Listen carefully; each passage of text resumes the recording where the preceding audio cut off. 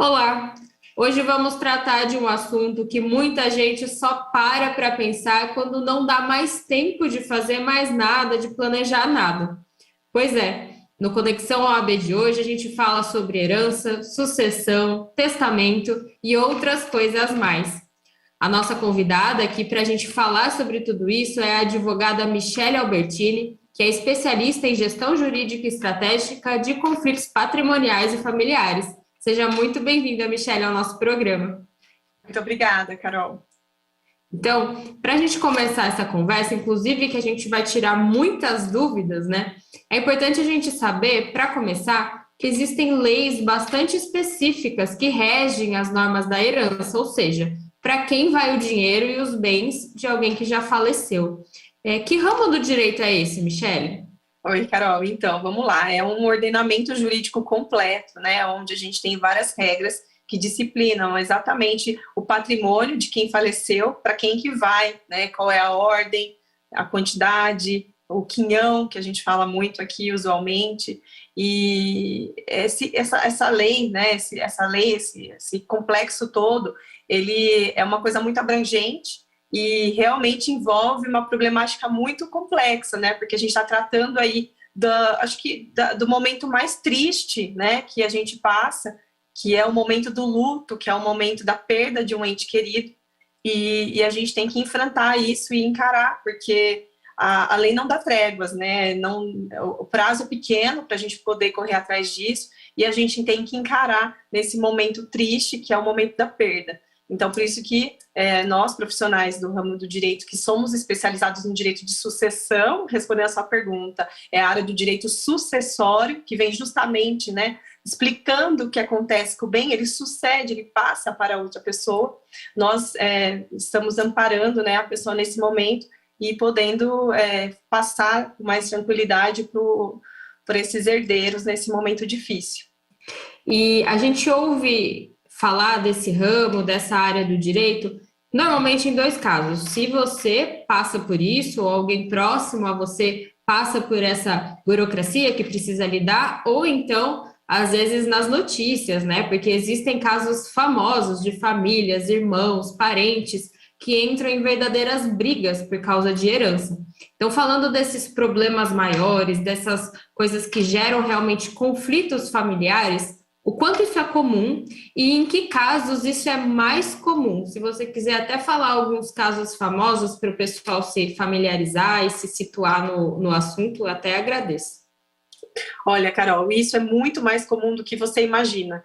Na verdade, praticamente, não vou falar que todos os casos, mas em muitos casos sempre acontece um certo conflito em relação à partilha. Porque quando uma pessoa falece, e hoje em dia é muito comum as pessoas terem patrimônios, né? Por causa da facilidade de financiamento e tudo mais, a pessoa acaba conquistando um certo patrimônio ao longo da vida, né? Então, seja esse um patrimônio físico, um imóvel, como uma fazenda, uma casa, um terreno, ou até mesmo um patrimônio móvel, como, por exemplo, veículos, motocicletas, semoventes, animais, gado, ou até obras de arte, um quadro, ou um objeto de valor, de uma coisa importante, às vezes um anel, né? Então, todo mundo tem alguma coisa, um celular. É impossível falar que uma pessoa morreu e não deixou nada. É praticamente impossível. Até acho que até quem não deixou nada deixa um cachorro, né? Então, isso gera muitas consequências, porque quando temos herdeiros, e os herdeiros nessa primeira parte, vamos imaginar os filhos, né? Os filhos e o companheiro ali na primeira ordem de sucessão, os filhos e o companheiro ou esposa, né? Quem vai ficar com o quê? Né? Então, é muito complicado. Vamos imaginar um patrimônio extenso, um patrimônio onde tenha um carro, uma casa e um valor em conta bancária. Isso é muito comum, é o trivial, né? Aí um filho fala assim, mas eu não quero ficar com a casa, né? A parte de dinheiro vocês deixam para mim. Mas a casa é um bem que às vezes, né, na hora que vender, se vender, o valor às vezes é superior ao valor que vai deixar na conta bancária. Então fica essa coisa insolúvel, né? E é muito importante que a gente possa fazer um adiantamento desses problemas, antecipar isso. E todo mundo pode, não precisa ser rico, não, todo mundo pode fazer um planejamento patrimonial, que é buscando uma solução para minimizar esses conflitos familiares, tá? Então você já deixa, né, disposto, tem várias alternativas de planejamento patrimonial, aí você já deixa lá escrito quem vai ficar com o quê, e aí no seu falecimento você pode finalmente descansar em paz, né, sabendo que não vai ter briga por, né, conflitos aí em relação às pessoas que ficaram para discutir acerca do seu patrimônio. E isso é muito comum. Você até falou, né, se tiver, para eu citar algum caso de famoso, a gente vê muito isso, por exemplo, o caso da herança do Gugu, né, que surgiu aí uma discussão acerca se a Rose é ou não mulher dele, porque se ela for, ela concorre com os filhos. O caso do Gugu é um caso que criou bastante repercussão por conta disso. Tivemos também o caso do Agnaldo Timóteo, tem uma filha aí que surgiu, ela é filha, ela não é, né? Ela vai ser dividida igual entre os filhos. Então temos várias questões aí também, o caso do Louro José, não sei se você se recorda, né, que ele faleceu e aí a mulher dele, que fazia muitos anos que estavam juntos, não me recordo, não sei se 12 ou 15 anos, os filhos tiraram ela da sucessão, porque ele não tinha feito um termo de união estável e não tinha se casado, então ela ficou fora da herança. Então, assim, são coisas que a gente não pensa muitas vezes quando a gente está vivendo, porque está tudo bem, mas quando a parte falta, daí você realmente acaba conhecendo quem é seu irmão, né? Quem são os filhos do seu ex-marido, seu ex-companheiro. Então, assim, filhos muitas vezes, né, do outro relacionamento, né? Mas é o que às vezes a gente acaba vendo no dia a dia do escritório, esses conflitos que poderiam ser evitados, que é o mais interessante, né? E como você falou desse planejamento, né, planejamento patrimonial, o testamento entra nesse planejamento, nesse sentido, e se você puder explicar em que casos ele é importante, que problemas ele pode evitar, até alguns que você já listou aí para a gente, então falar um pouquinho do testamento. O testamento é uma forma de planejamento patrimonial, tá? Existem também outras formas, que é a holding, ou doações, mas o testamento é uma forma muito segura, né, de fazer, porque existem algumas modalidades de testamento, mas o testamento que eu faço, que eu acho que é o mais seguro, é o testamento lá em cartório, né, a pessoa vai acompanhado de um advogado para ter mais veracidade não, para ter mais garantia, né, do que vai ficar disposto lá, para que a gente não tenha um infortúnio de uma nulidade. Pensou? Você faz um testamento, aí você morre. Aí você vai ver esse testamento é nulo porque não obedeceu algumas regras. E aí não adiantou nada. Então tem que ter sempre acompanhamento de um advogado para que te dê essa assessoria necessária, né, em relação às questões estratégicas mesmo da lei, né? E aí o interessante é que após o seu falecimento, o testamento fica fechado lá no cartório, né? Ele só vai ser exposto a público, só vai ser aberto depois do seu falecimento. Então, isso poupa também, né, conflito em vida, né? Na hora que falecer, aí que os herdeiros ali vão tomar conhecimento daquele testamento. O testamento, a regra mais importante, e tomando até um cuidado aqui para o assunto ficar leve, não ficar muito pesado, né? Mas é interessante falar isso, que o testamento, se a pessoa tem filhos, por exemplo, que os filhos são os herdeiros necessários, né, perante a lei. Se a pessoa tem filhos, ela pode fazer um testamento deixando para uma outra pessoa ou deixando uma parte maior para um filho, porém ela tem que resguardar 50% do patrimônio dela, que a gente chama de legítima. 50% dessa legítima são para os herdeiros necessários. Os outros 50% ela pode dispor em patrimônio, em testamento, sem problema nenhum. Tá? Então, é uma ferramenta muito interessante de se fazer. E antes da gente entrar nessas dúvidas sobre herdeiros, herança, que deve ter bastante, né? Só tirar uma dúvida anterior a essa, né? A gente está falando desses casos que a pessoa deixou um testamento, então já facilita bastante. Caso não tenha um testamento, realmente tenha que fazer essa divisão dos bens, existe a necessidade de fazer um inventário, é isso mesmo? O que seria esse inventário? Porque tem gente que tem medo um pouco dele também, porque ele pode sair um pouquinho caro, né? O inventário, ele realmente tem os valores, né, que tem uma taxa de isenção, uma tabela lá de isenção, porém, se você passa o valor daquela tabela, você é tributado e tem que pagar o valor, né? Porém, existe a possibilidade de tentar fugir desses valores fazendo um planejamento patrimonial anteriormente a esse falecimento. Porém, se a pessoa não fez isso e tem que ir pela via do inventário, é possível sim, né, conduzir esse inventário de uma forma que ele fique mais rápido, menos oneroso, e é o que eu falo, mais anestésico, porque de fato o processo judicial ele tem um desgaste, né, pela morosidade, né, pela aquela ansiedade que as partes estão em resolver aquele problema. Então, existe a possibilidade de fazer isso de uma forma mais célere, mais econômica e mais rápida, né? É só você se consultar com um advogado especializado para que ele te oriente o melhor caminho para ser seguido de acordo com o seu caso.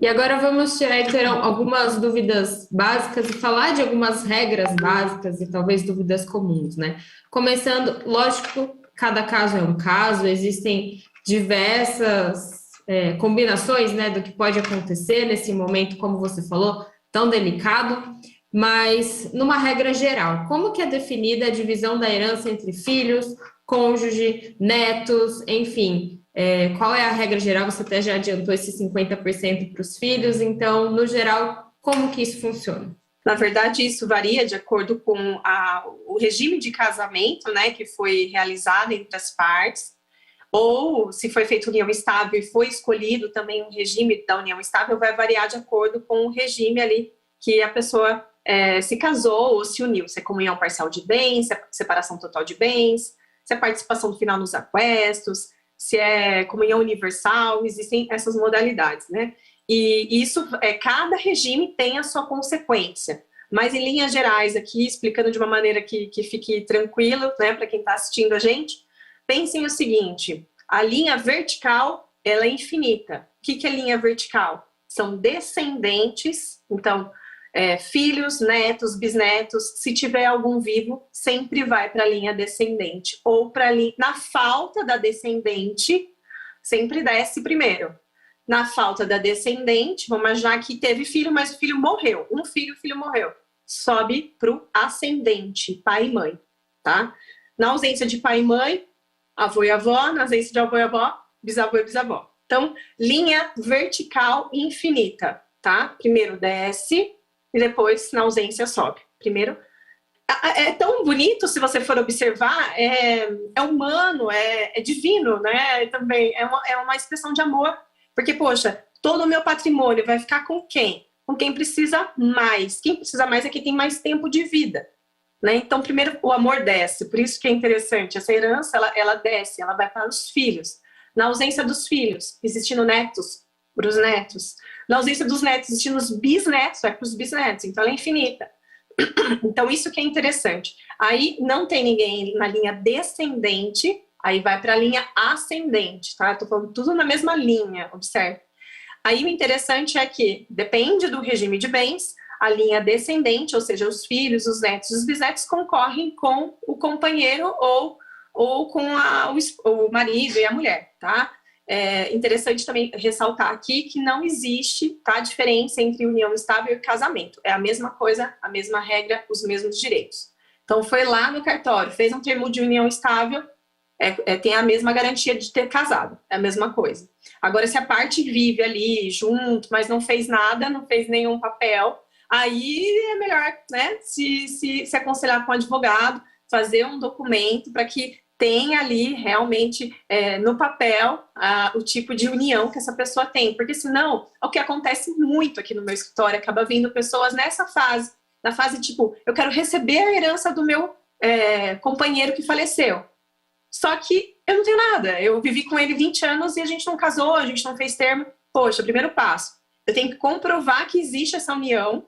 Comprovando a união, aí eu entro na divisão com os filhos. Então, você entendeu o caminho que fica um pouco mais longo? É perfeitamente possível, dá pra gente fazer, mas, né, ninguém quer esperar. Então, se antecipe, né, se consulte com um advogado especializado para que a gente possa melhorar essa situação no futuro, né? Mas é isso, né? Linha descendente, linha ascendente, em concorrência com o cônjuge, tanto descendente quanto ascendente. Aí a depender, né, de cada caso. Tá? Aí depois, em segundo caso, vai indo para os colaterais, tá? Colaterais são os irmãos, sobrinhos, primos, aquelas coisas todas. Só um parênteses também para deixar claro que você falando dessa linha descendente, filhos adotivos ou filhos fora do casamento também entram sem distinção, né? Desde que reconhecido, sim. Uhum. Tive um filho fora do casamento, mas não reconheceu, não. É o caso do Mussum. Falando de caso famoso, não sei se vocês sabem, lembra do Mussum, aquele humorista dos Trapalhões? O Mussum, ele teve uma carreira, ganhou dinheiro, teve filhos e reconheceu esses filhos, alguns de mulheres, né, que estavam com ele e tal, tudo certo. Acho que, sei lá, 4, 5 filhos ali reconhecidos, tudo certinho. Ele morreu, dividiu a herança. Surgiu um filho do nada, do além, surgiu um filho que descobriu, o filho também não sabia. Ele falou assim, a minha mãe me omitiu minha vida inteira que eu era filho do Mussum. E agora, depois que o meu pai, que me criou, morreu, ela me contou. Então, daí, o que ele fez? Não lembro se não tinha mais material para fazer o exame no Mussum. Sei que ele fez o teste de compatibilidade genética com um dos irmãos lá, dos 4 ou dos 5. E foi constatado que ele é irmão. Então, o que aconteceu? Olha que interessante, são várias situações, né? Essa mãe era muito amiga do Mussum na época, mas ela engravidou. Eu não sei se ela nem chegou a contar, parece que ela nem chegou a contar para o Mussum que ele era pai desse filho. Ele não teve a chance de ser pai, de reconhecer esse filho. Só que, momentaneamente, no mesmo momento, ela já conheceu um homem e criou esse filho como se fosse dele. Tá? Então, esse casal, essa família criou essa criança como se fosse dela. Então, esse menino, que é o filho do Mussum, lá que surgiu, ele não sabia de nada até então. Quando o Mussum faleceu, a mãe ficou quieta. Quando esse pai faleceu, ela falou, olha, seu pai biológico é o Mussum. Se meu pai biológico é o Mussum, eu tenho direito à herança. Vai atrás, fez o teste de DNA e vai repartilhar tudo o que já foi. Então, você imagina, né? Tem uma prescrição para isso, então a pessoa tem que também correr, mas a prescrição é longa, 10 anos, também falha a memória aqui, mas alguns desses herdeiros podem ter acabado com o dinheiro, né? Então existe toda uma complexidade aí em torno desse caso, mas é interessante. A questão, só voltando do inventário que você tinha me perguntado, que não tem como fugir dele, não tem como. Só foge do inventário se você tem um planejamento patrimonial antes, né? Se você já determina exatamente o que vai ficar para cada um, né? Ou por aquelas maneiras que eu falei, né? Fazendo o planejamento pela holding, ou por doação, ou por testamento. Mas é muito importante, depois que a pessoa morre, são 60 dias para abrir o inventário. É muito pouco. Né? A gente está no luto ali ainda, né? Por ter perdido essa pessoa querida, mas a gente tem que abrir, porque senão tem multa. Então não tem jeito. E deixou bem claro, né, como a gente percebe que cada caso é um caso, mas de maneira geral é muito mais fácil quando as coisas, as situações estão documentadas, né, seja a união estável, o casamento, sejam os filhos registrados. Quando não está documentado, provavelmente vai ser mais difícil depois, né?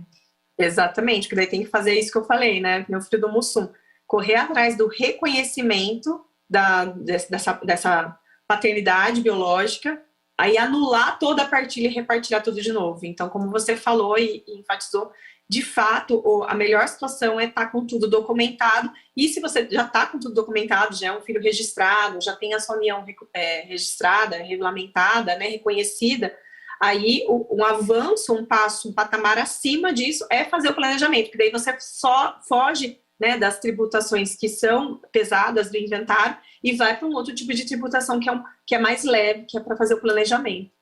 E a gente está falando bastante da divisão de bens, né, a herança de bens. Dívidas também podem ser herdadas? Sim, dívidas são herdadas, sim. Porém, o patrimônio de quem faleceu vai responder pela dívida até o limite do patrimônio. Então, para dar um exemplo, recebi uma dívida de 1 milhão e meu patrimônio é meio milhão. Eu vou pagar só meio milhão, porque eu não tenho que tirar dinheiro próprio meu para pagar uma dívida do falecido. Então, eu só não recebo nada, entendeu? Aí fica aí no 0 a 0 e o devedor, o credor desse 1 milhão ainda fica querendo receber mais meio milhão, mas aí não tem mais o que fazer, né? O montante máximo é o montante do patrimônio. Tem que quitar primeiro a dívida e depois partilhar. A ordem é essa. quita a dívida, paga os impostos, tudo tem que pagar, todos os valores, paga o advogado, e aí divide. Essa é a ordem do inventário. E falando então desses impostos, advogado, até as dívidas que podem chegar, tem algumas preocupações que quem recebe uma herança precisa ter?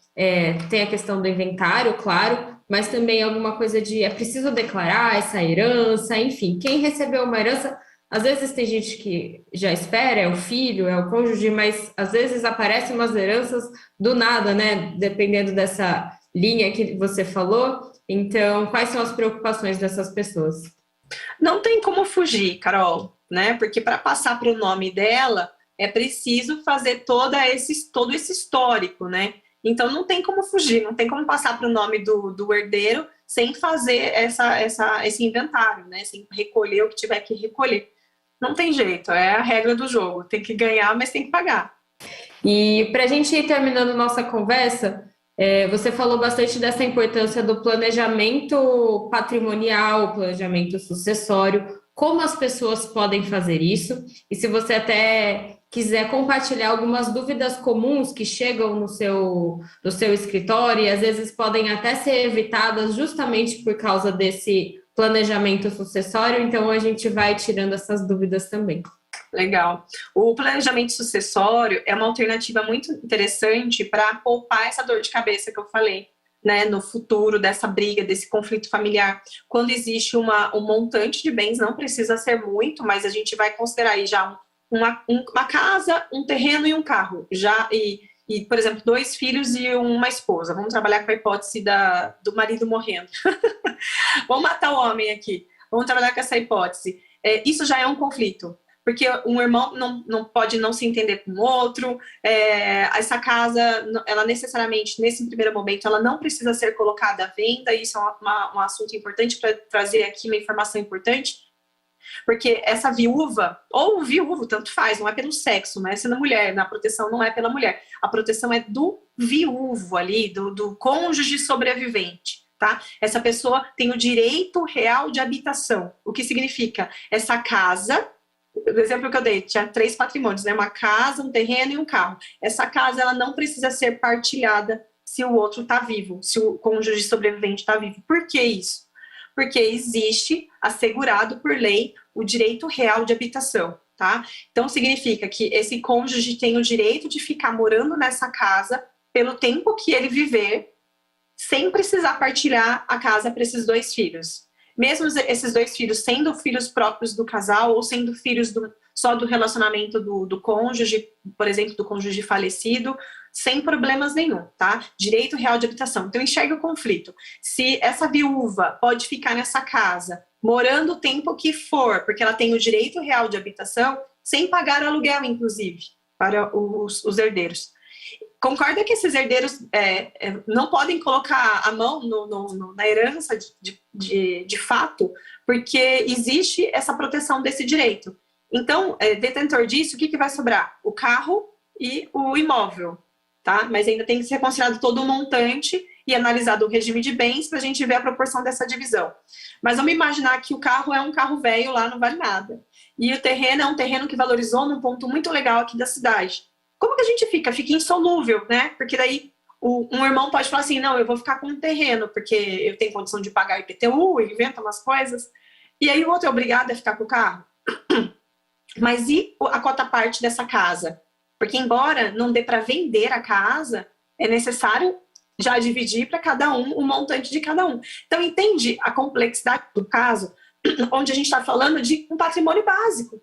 A gente está falando de uma casa, um carro e um terreno. Então, isso tudo pode ser evitado mediante o planejamento patrimonial. E alguma última dica para as pessoas que estão passando por esse momento, ou de repente precisarem passar por esse momento, lidar com mais tranquilidade, com mais calma com essas questões burocráticas e às vezes que vai gerar conflito familiar, sem ter que, né, se desgastar tanto como você falou? Olha, a dica é coloque, né, o luto no seu devido lugar. Realmente é um momento que você tem que passar, né? É uma fase. Eu não estou aqui falando para você ignorar isso. Não faz bem para a gente ignorar isso como humanos, né? Então, realmente, dê espaço ao luto, mas tenha a cabeça no lugar, né? Depois de uns dias, depois aí, né, de um tempo, corra atrás, porque o prazo é muito pequeno, são apenas 60 dias para abrir esse inventário dentro do prazo. O que acontece se você não abre dentro do prazo? Tem uma multa. E se você abre dentro do prazo, você tem um descontinho. Então, vale a pena pegar esse descontinho. E o interessante é que o quanto antes você fizer, o quanto antes você também, energeticamente falando, né, e emocionalmente falando, você dá vazão para aquela situação poder ocorrer de uma maneira mais tranquila, mais suave. E, né, pensando com antecedência, o conselho que eu daria, né, é lógico que todo mundo não quer morrer, ninguém pensa em morrer, ninguém gosta de falar desse assunto de morrer. Mas a única certeza que a gente tem na nossa vida é que um dia a gente vai morrer. Né? Então, se você tiver amor pelos seus familiares, né, pelos seus descendentes, pelo seu companheiro, pela sua mãe, se você quiser um sobrinho, um afilhado, se você gosta dessa pessoa, e essa pessoa não faz parte ali dessa linha reta que eu falei, como eu falei, um afilhado, às vezes está fora disso, um vizinho, uma pessoa que te cuidou, te amparou. Poxa, eu gosto tanto da ciclana, como que eu vou beneficiar ela? Fazendo um planejamento patrimonial. Você pode beneficiar a ciclana, beneficiar um sobrinho, uma pessoa querida, mesmo que ela não esteja, né, nessa linha necessária de descendentes. Então, você se planeja, rompa essa barreira, né, dessa coisa de, eu vou falar, vai atrair, não tem nada disso. Isso é uma prova de amor. Eu sempre falo que o planejamento patrimonial é uma prova de amor, porque você vai estar deixando ali em paz as pessoas que vão continuar seguindo nesse mundo quando você não estiver mais aqui. Então, o conselho que eu dou é: viva o luto, mas não se perca nele, corra atrás, porque tem multa e a multa é pesada. Um conselho para quem está ainda um passinho atrás, quem tem esse tempo para se antever, faça um planejamento patrimonial. Procure um advogado especializado de sua confiança para que você possa fazer esse planejamento. É uma prova de amor para quem fica. Michele, muito obrigada pelas dicas, pelos esclarecimentos e por trazer esse tema de uma forma leve aqui para a gente, né? Acho que ficou bem tranquila a nossa conversa. E obrigada a você também que acompanhou. A gente espera que todas essas informações, de alguma forma, sejam úteis para você. Esse foi o Conexão OAB, falando sobre herança, direito sucessório, testamento e outras coisas mais. Espero que você tenha gostado. A gente se vê na próxima oportunidade. Até mais.